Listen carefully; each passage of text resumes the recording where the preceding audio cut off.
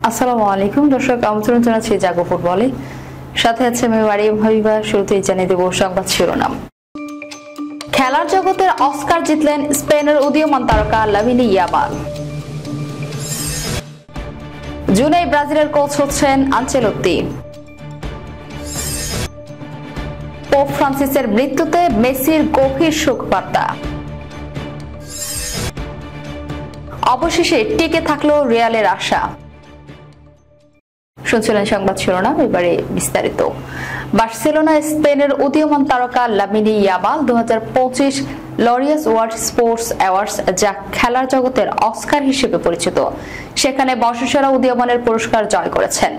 সোমবার মাদ্রিদে অনুষ্ঠিত জমকালো অনুষ্ঠানে মাত্র 17 বছর বয়সেই এই সম্মান অর্জন করেন ইয়ামাল।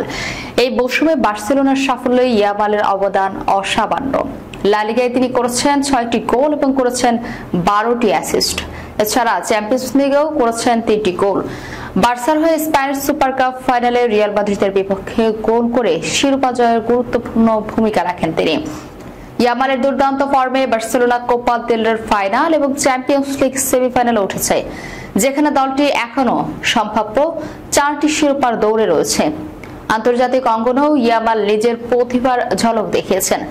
2024 সালের ইউরো চ্যাম্পিয়নশিপের মাত্র 16 বছর বয়সে মাঠে নেমে স্পেনের সবচেয়ে কম বয়সী খেলোয়াড় হিসেবে ইতিহাস গড়েন তিনি। এবং অবাক করার বিষয় হলো 17তম জন্মদিনের ঠিক পরদিনই ইউরো চ্যাম্পিয়ন হন তিনি, যা তাকে বিশ্বের ক্রীড়া মঞ্চে অনন্য উচ্চতায় নিয়ে যায়।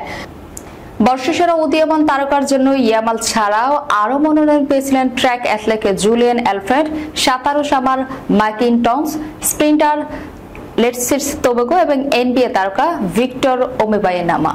তবে তাদের সবাইকে পেছনে ফেলে ইয়ামালই জয়ী হন। অন্যদিকে রিয়াল মাদ্রিদ পেয়েছে Laureus world team of the year পুরস্কার।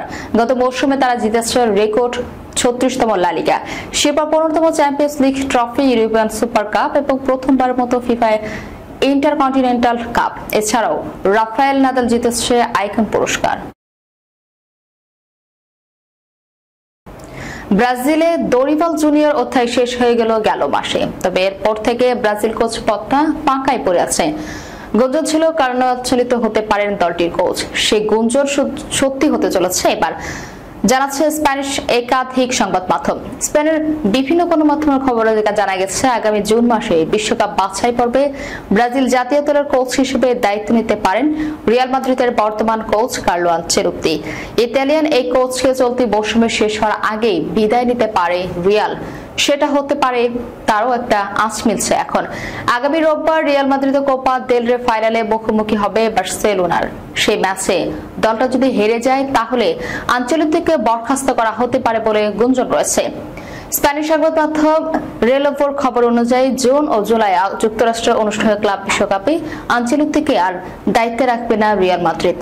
তার আগেই যদি তাকে ছাঁটাই করে ফেলে তাহলে আনচেলত্তির গন্তব্য হবে ব্রাজিল। ফলে জুনের শুরুতে ব্রাজিলের বিশ্বকাপ বাছাইয়ের 2 গুরুত্বপূর্ণ ম্যাচ 6 জুন ইকুয়েডরের বিপক্ষে এবং 9 জুন প্যারাগুয়ের বিপক্ষে।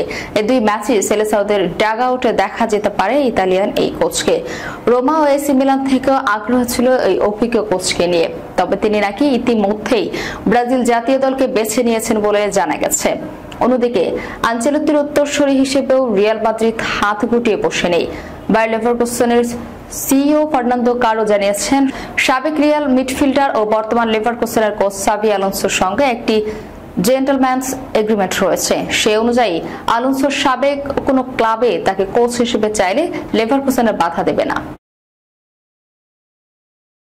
এক আবেগময় বার্তায় সদ্য প্রয়াত পোপ ফ্রান্সিসের প্রতি শ্রদ্ধা নিবেদন করেছেন আর্জেন্টিনার বিশ্বকাপ জয়ী অধিনায়ক লিওনেল মেসি।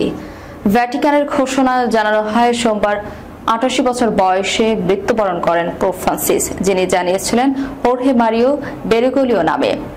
নিউমোনিয়া ও জটিল ফুসফুসের সংক্রমণে ভুগছিলেন তিনি। সম্প্রতি মস্তিষ্কে রক্তক্ষরণে কোমায় চলে যান তিনি এবং পরবর্তীতে হৃদযন্ত্রের ক্রিয়া বন্ধ হয়ে যায়, তার মৃত্যু ঘটে। পোপের প্রয়াণে সামাজিক যোগাযোগ মাধ্যমে ছেয়ে যায় শোক বার্তায়। বিশ্বজুড়ে নানা ক্ষেত্রের মানুষ শ্রদ্ধা জানালেও মেসির বার্তাটি ছিল ব্যতিক্রমী। ব্যতিক্রম, গভীর ভালোবাসা ও দেশীয় আত্মিকতায় মিশেলে ভরা। ইন্টার বাইবোধনে লেখেন, একজন ভিন্নধর্মী পোপ আপন হৃদয়ের কাছে আর্জেন্টাইন শান্তিতে বিশ্রাম নিন পোপ ফ্রান্সিস। আপনি পৃথিবীটাকে একটু সুন্দর করে তুলেছিলেন, আমরা আপনাকে গভীরভাবে স্মরণে রাখবো। এই বার্তার সঙ্গে মেসি একটি স্মরণীয় ছবি শেয়ার করেন 2013 সালের 13 আগস্টে, যখন আর্জেন্টিনা ও ইতালি জাতীয় দলের রোমে একটি প্রীতি ম্যাচের আগে পোপ ফ্রান্সিসের সঙ্গে সাক্ষাৎ করে। ভ্যাটিকানের ঐতিহাসিক সালা ক্লোমেন্তেনা হলে আয়োজিত সেই সাক্ষাৎ ছিল সম্মান, শ্রদ্ধা ও শান্তির এক অপূর্ব মিলন।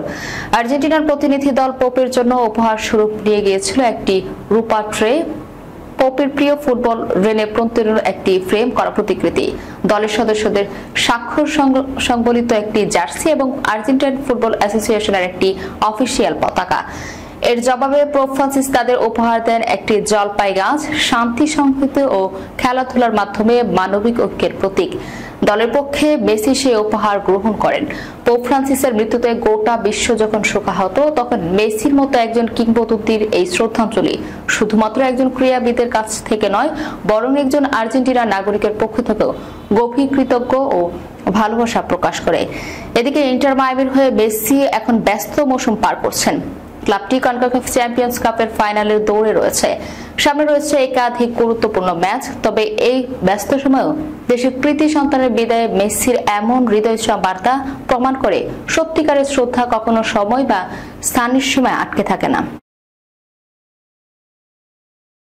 উয়েফা চ্যাম্পিয়ন্স লিগে ঘরের মাঠে সান্তিয়াগো বার্নাব্যুতে ঘুরে দাঁড়াতে পারেনি রিয়াল মাদ্রিদ। কোয়ার্টার ফাইনালে 2 লেগ মিলিয়ে আর্সেনালের কাছে 5 গোলে ছিটকে যাওয়ার পর ঘুরে দাঁড়াতে মরিয়া ছিল তারা। ওই হারের পর প্রথমবার মাঠে নেমে সান্তিয়াগো বার্নাব্যুতে রবিবার রাতে স্প্যানিশ লা লিগায় অ্যাথলেটিকো বিলবাওয়ের বিপক্ষে 1-0 গোলে জিতেছে শিরোপাধারীরা। এই জয় নতুন করে উজ্জীবিত করেছে দলকে। যদিও লা লিগার শিরোপা পুনরুদ্ধারের পথে আরেক ধাপ এগিয়ে গেছে বার্সেলোনা। 32 ম্যাচে 73 পয়েন্ট নিয়ে টেবিলের শীর্ষে কাতালানরা। সমান ম্যাচে 4 পয়েন্ট কমে 2 রিয়াল মাদ্রিদ। তবে রিয়ালও নিজেদের মাঠে জিতে বাঁচিয়ে রেখেছে শিরোপার আশা। এতে লিগের ট্রফি লড়াই শেষ দিনে গড়ানোর সম্ভাবনা আরো বাড়ছে। এদিকে ইতালিয়ান সিরিয়া লিগে মিলানের 2 ক্লাবই পরাজিত হয়েছে রবিবার। এসি মিলান সান সিরোতে 1-0 গোলে হেরেছে আটালান্টার কাছে। অন্যদিকে বলগনের মাঠে 1-0 ব্যবধানে পরাজিত হয়েছে ইন্টার মিলান। ইতালিয়ান সিরিয়া লিগে 71 পয়েন্ট নিয়ে শীর্ষে আছে ইন্টার মিলান। সমান পয়েন্টে রয়েছে নেপোলিরও। এসি মিলান এবং শিরোপা লড়াই থেকে ছিটকে গেছে। যাওয়ার আগে শিরোনামগুলো জানিয়ে দেবো আরো একবার। খেলার জগতের অস্কার জিতলেন স্পেনের উদীয়মান তারকা লামিনে ইয়ামাল। জুনে ব্রাজিলের কোচ হচ্ছেন আনচেলত্তি। পোপ ফ্রান্সিসের মৃত্যুতে মেসির গভীর শোক বার্তা। অবশেষে টিকে থাকলো রিয়ালের আশা। এই ছিল এখনকার মতো। পরবর্তী সংবাদ দেখার আমন্ত্রণ রইল। ধন্যবাদ সবাইকে। আল্লাহ হাফেজ।